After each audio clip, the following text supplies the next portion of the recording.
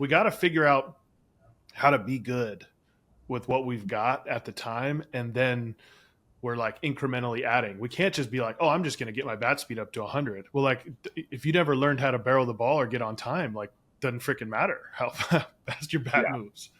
For sure. No. And then there's obvious things that are going to help a kid. I think when you look at the physicality component as a whole, and we have like leaderboards that sit out in our lobby with all the stuff that we're tracking from all the different age groups. And one of the first things we'll tell players is like, dude, the guys at the top of that leaderboard don't necessarily have better swings than you. They've got more room for error than you, right? They've got holes in their swings too. They've got deficiencies. They've got objectives and things that they're working on. The difference is you're 16 years old, 135 pounds, and, I don't know if you've ever done anything 100% in your life, intensity-wise. That kid's 6 foot 205, and he hasn't missed the weight room in 4 years. Mm-hmm. And so there are some things there that are going to buy a player more room for error.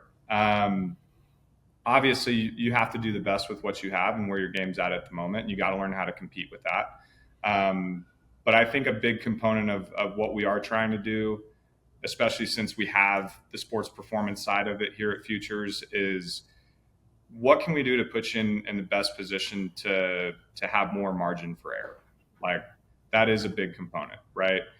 Patrick Bailey can get away with different arm slots and things because he also has great velo. Real Muto can afford to long hop it all the time because he's throwing at 85 down there, and he's got a lead exchange time. I think it's funny. We go back to like the Barry Bonds thing. We can talk about the steroids or whatever else. I mean, the dude had a lot of margin for error in what he could do. Like that's part of the reason why he was so great. Like he mishits a ball, it's still in the 10th row. You mishit a ball, it's a fly out to right center. So there are some components of that I think we try to push as well. But it's all got to be taken into context.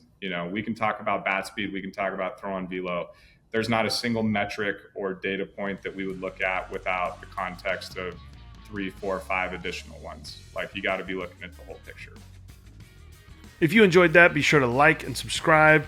We'll have a new episode for you every single Tuesday here on our YouTube channel and wherever you listen to podcasts.